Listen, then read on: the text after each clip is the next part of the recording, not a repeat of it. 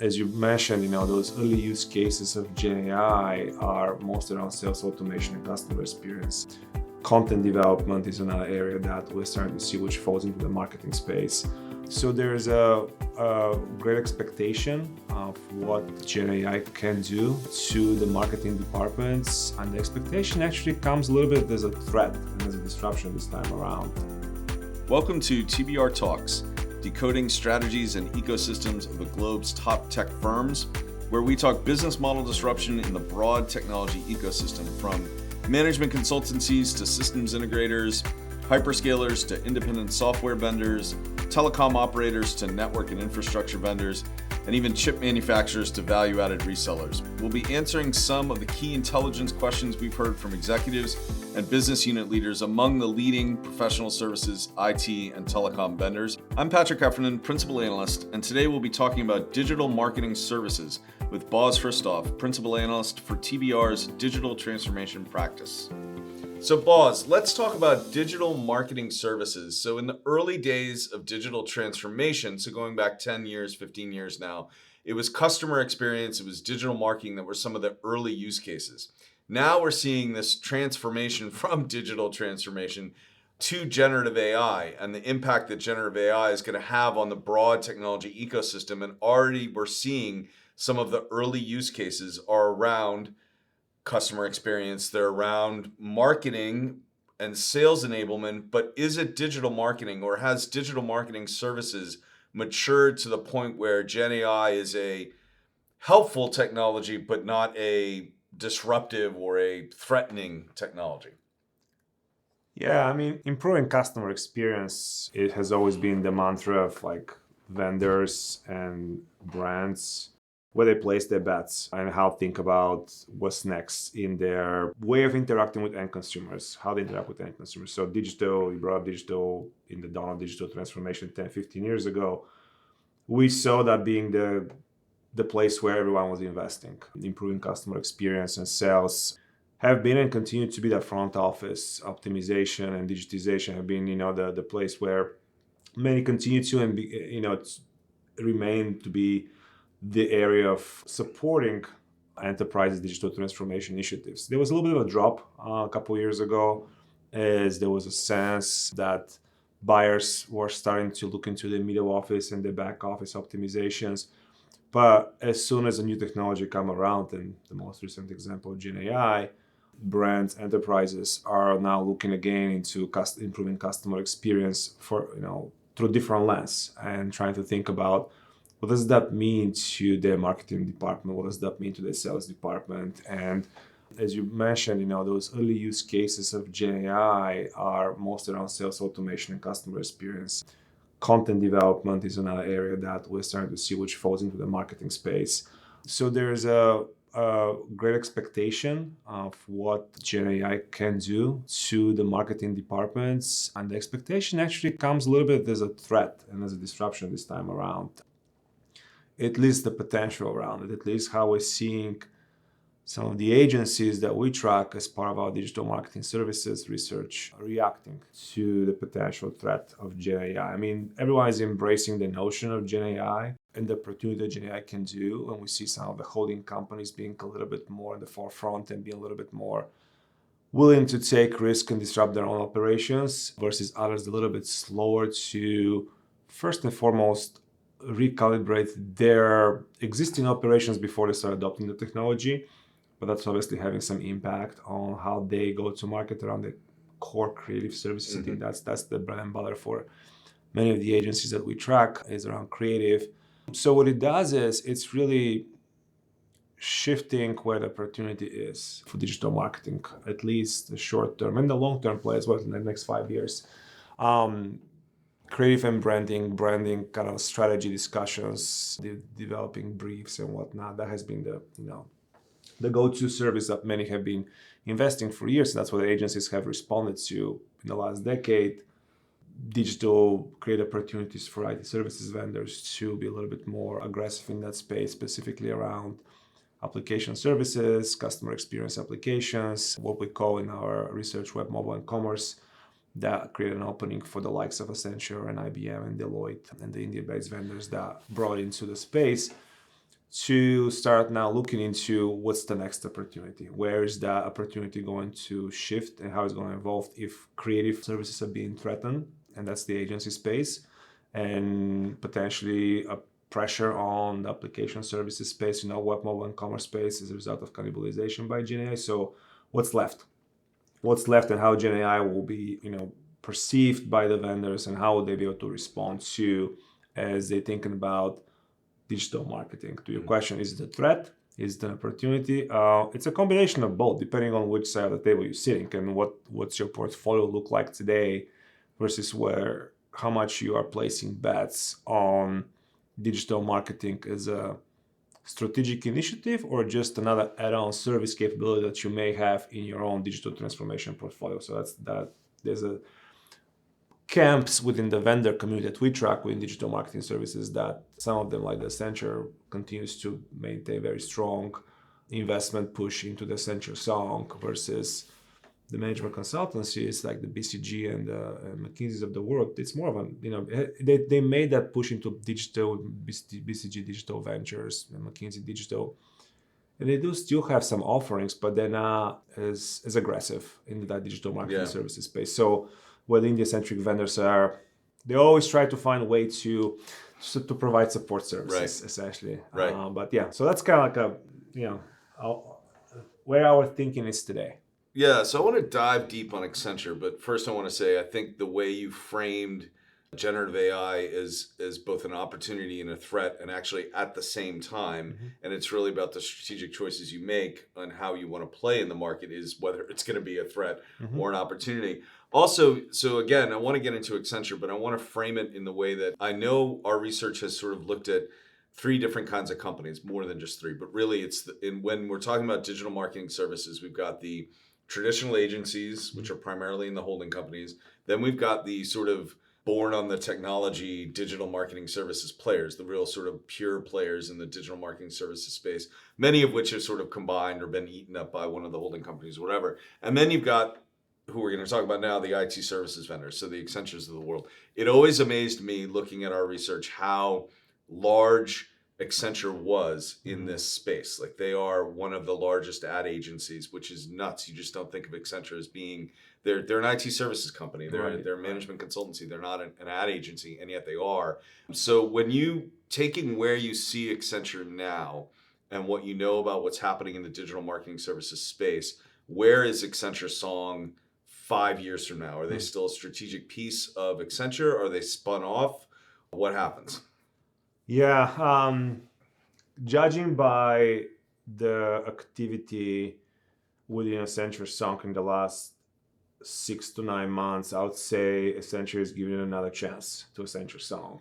Obviously, after the dip in 2020, 2021, around just overall the market kind of, around COVID, the performance was not great, but we've seen the last 6 to 9 months a couple of things. So one is pushing to adding new agencies, new acquisitions in markets like Southeast Asia and some of the European markets, also consolidating their portfolio and trying to be a little bit more streamlined. So they're trying to make it kind of like a pivot into what Accenture could do in the digital marketing services world, enabled or disrupted by GenAI, essentially.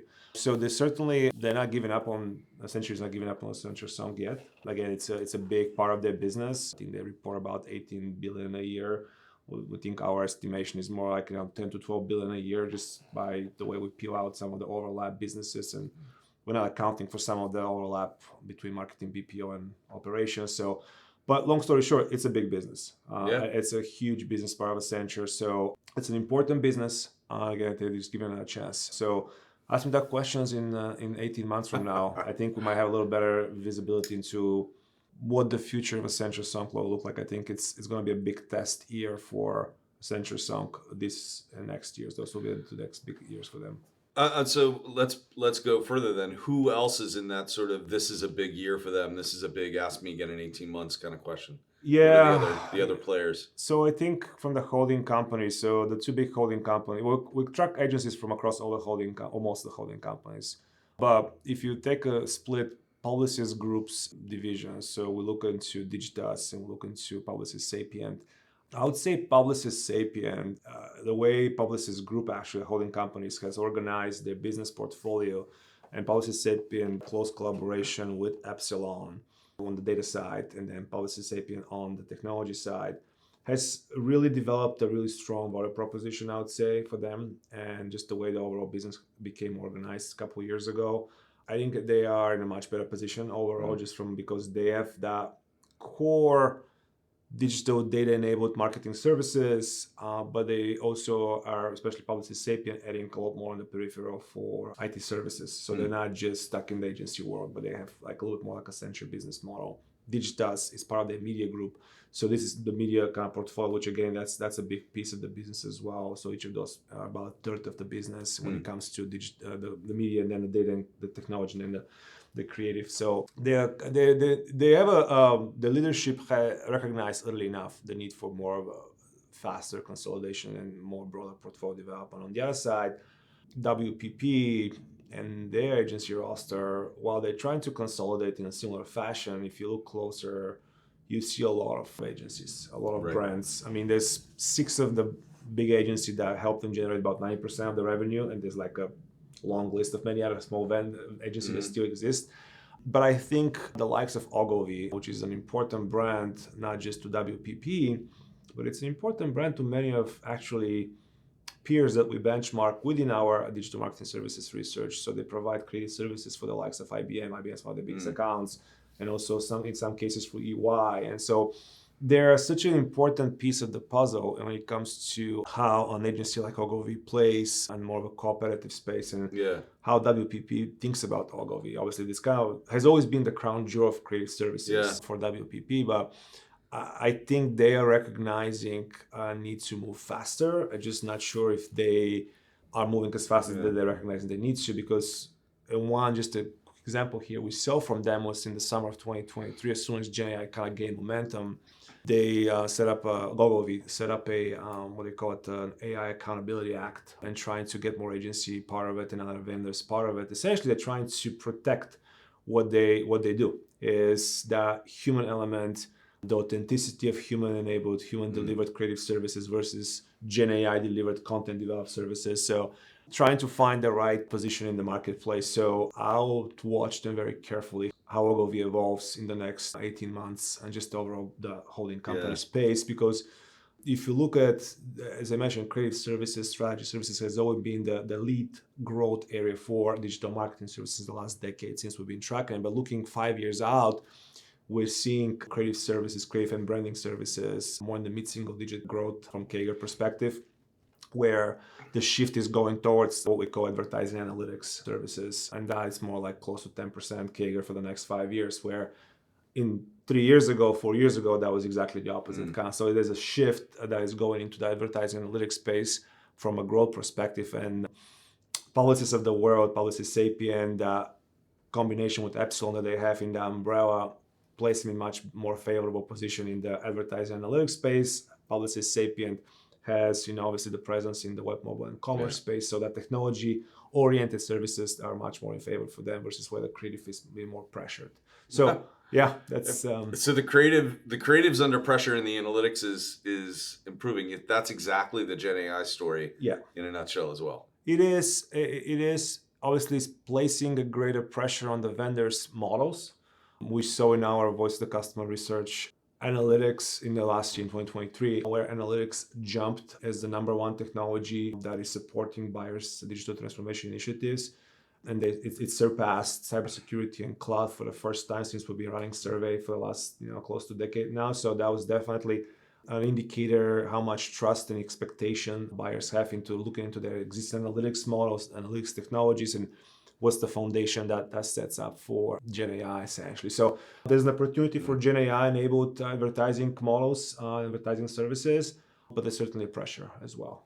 Yeah. All right. So 2 quick questions to finish up. So one easy and one hard. So we'll do the hard one first. In your research includes not just digital marketing services, but you look at global delivery, you look at digital transformation, you look at generative AI, you look at a number of the largest IT services vendors and consultancies across this space. You've described Ogilvy as disruptive, as sort of a jack of all trades. They play with all kinds of different players. They're sort of a wild card. Who's the wild card in the broader IT services space? Who do you think of as the Ogilvy of either management consulting or the Ogilvy of IT services? That's I gotta think about that. Is there one particular vendor that I'll give you my answer. I think it's IBM. Yeah. I think it's IBM because everybody has to partner with them in some way. Although they didn't used to. They didn't used to partner with anybody. Now they partner with everybody. Yeah. So I think IBM is sort of that, surprisingly for a 100-plus-year-old company, they're kind of a wild card in the space. Even in the management consulting space, but they still play. Yeah. They've come around, no doubt about it. And I got to tell you, looking at them in digital marketing, look at them in analytics and insights, benchmarks, research that we do, looking at overall how they rank when it comes to voice of the customer. They gave away some of that revenue size to Accenture and Deloitte, in over the last few years, but I think they're starting to regaining that share in all these areas from a digital perspective. And again, it's their bets on the ecosystem, I think, is what's going to help them to move the needle, along with the overall leadership's focus on hybrid and cloud, and just and again, you brought up the 100-year-old technology heritage company, I should say. Right. But I think that's an important piece, just thinking about how much GenAI will impact and the need for understanding the technology as well as the business problems. And a lot of that dynamic will come through their messaging and the relationship with their partners. Outside IBM, don't ignore the India-centric vendors. Okay. As much as you can speculate and argue that there's probably potential cannibalization as a result of GenAI on their traditional services, the need for the way they can support the buyers from the engineering services perspective, and how they're actually thinking about positioning themselves around model governance and engineering part of it. Buyers are not just willing to spend money on just an idea. It's more about solutioning it and connecting the data and making sure that you make something out of this messy data along with. So I wouldn't call one particular vendor because they all face similar short-term challenges. Mm-hmm. But in terms of as a group, as a business model, don't ignore them.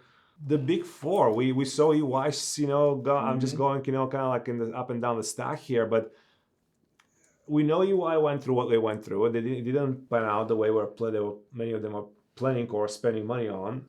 But again, shouldn't be ignored. As we saw, they continue to grow despite all the disruption that was happening in the house. And then PwC.